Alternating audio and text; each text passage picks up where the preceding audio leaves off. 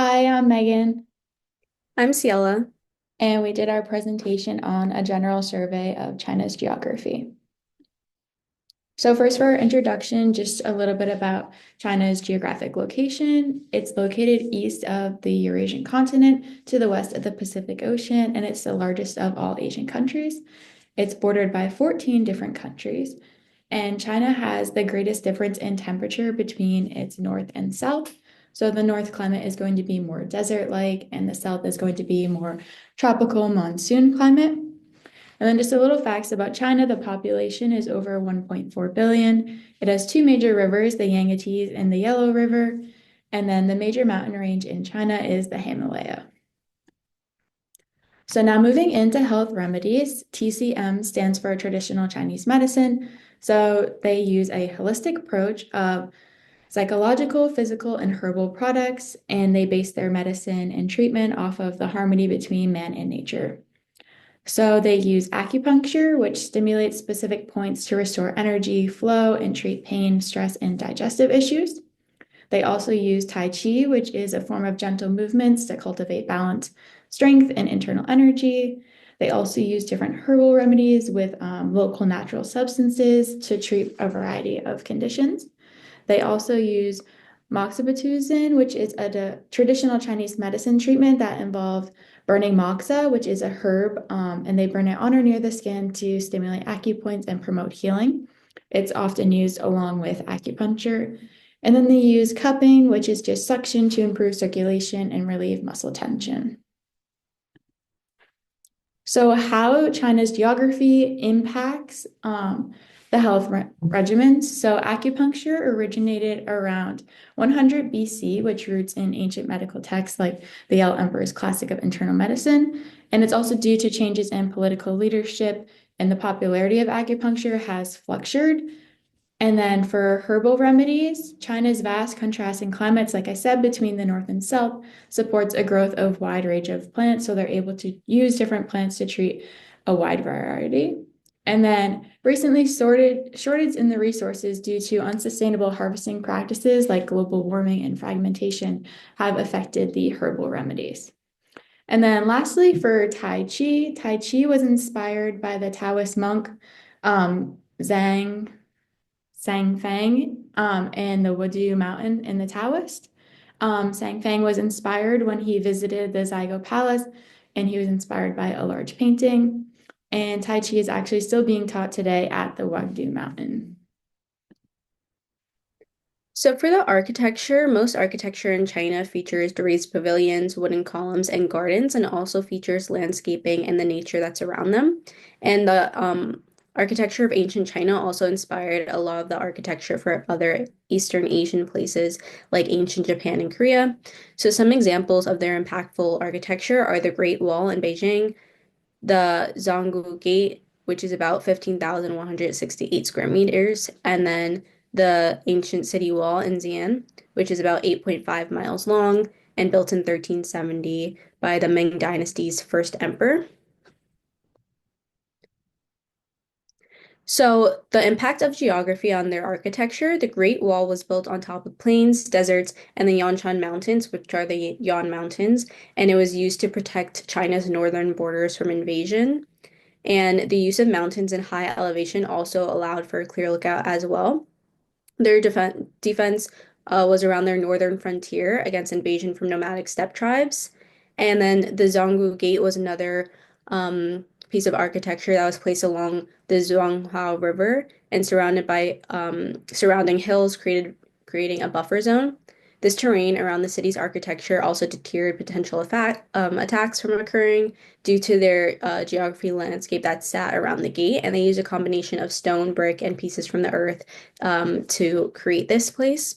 And then for the last one, the ancient city wall, the Zun Wall was constructed on a flat land near the Silk Road crossroads, and it had access to the Yellow River in North China, which meant that they were able to grow wheat and improve production and trade. And its location also made the area strategically defensible as well. And then for ethnic groups, there's 56 ethnic groups and 55 ethnic minority groups. The largest is the Han Chinese, which is about 900 million, who reside in every region of the country. The smallest group is the Haizian, living in the far northeast with fewer than 2,000 people.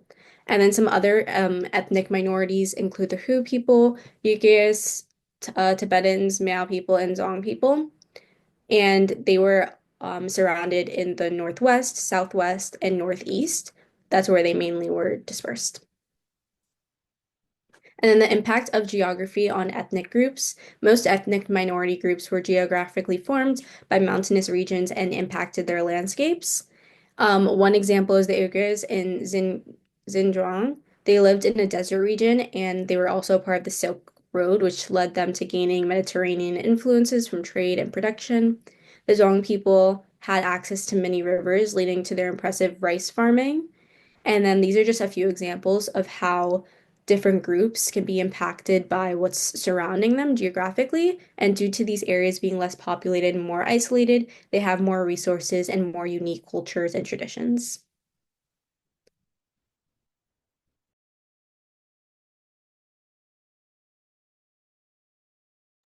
So now we're going to compare Chinese culture versus Greece. So for geography, Greece is very mountainous with scattered islands leading to more trade and independent cities. Both China and Greece use their geographic landscapes to their advantage. So they are able to have more access to trade due to their location and even with water. So an example of that is in Kronith, Greece.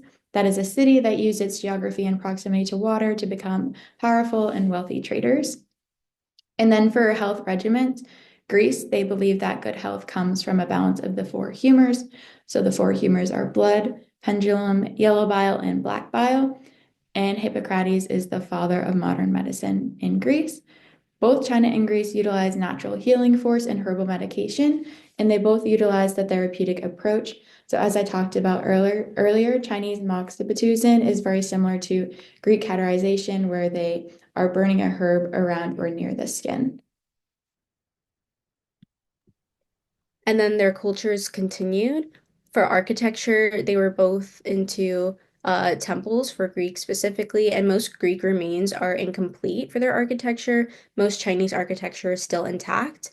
And then for the Greek architectural style, they were more Doric order, Ionic order, and Carthaginian order, while the Chinese architectural style was more bilateral symmetry, horizontal, and then allusion to symbolic events. And then for the ethnic group comparison, both groups have an ethnic majority while also having various ethnic minority groups. So for Chinese majority, those are going to be the Han people, 91.59%. And then Chinese majority are the Greeks, which is 98%. And then for minority groups, Chinese minority groups, like we spoke about before, mainly include the Hu people, Uyghurs, Tibetans, Miao, and Zong people, while the Greek minority groups mainly include Turkish people, Albanians, Macedonians, Bulgarians, Armenians, and then Jewish people.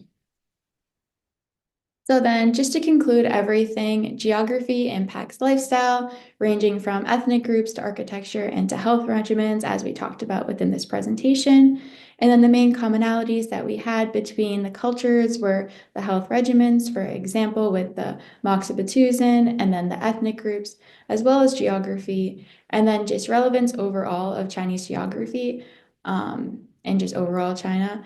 Many Chinese health practices are still used around the world today. So many places have adapted to acupuncture as well as cupping therapy. And then Chinese architecture is a major site for tourism. For example, the Great Wall of China is heavily visited by people from all over the world. And then this is just our reference slide. Thank you.